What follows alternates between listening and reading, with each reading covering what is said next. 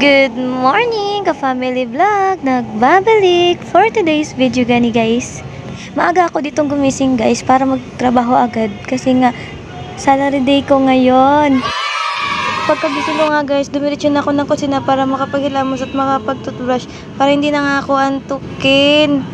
Binuksan ko na nga guys ang barbershop. Ang bumungad sa akin ay napakadilim kaya binuksan ko ng ilaw.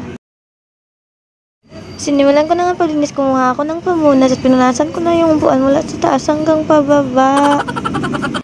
Pagkatapos ko nga dito sa isang upuan, ay pinunasan ko na rin ang isa pang upuan para pareha silang malinis. Tapos na nga ako sa mga upuan, kaya nilinisan ko na rin itong mga lagayan para malinis din. Sinunod ko na nga yung salamin para maganda at gwapo ang mga tumitingin dito. Syempre, sa kabila na rin. Nagsimula na nga ako dito maglinis ng mga panggamit sa paggupit ng aming barbero. Nang sa gayon ay mabilis niyang makuha ang mga gamit niya. Siyempre, for the safety, lagay natin dito ang mga blade para walang masugatan na basurero. Sinunod na nga natin ang mga upuan ng customer para komportable silang upo dito. So, hindi pa nga ako tapos, nagising na yung ogni ko iho. Hinilamusan ko na siya at pinunasan na rin. At dumiretso na ulit sa trabaho.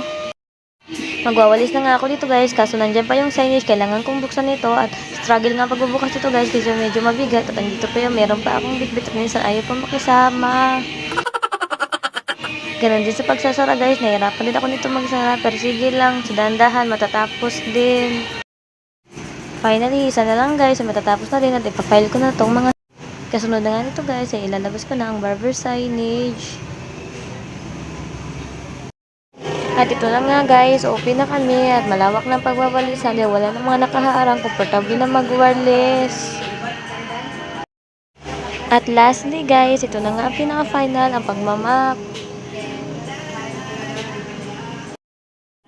Tapos na nga guys, at ang aming barbershop ay ready to serve for customer. Mamaya-maya nga, dumating na yung hapon at si Bossing ay nagpadala na.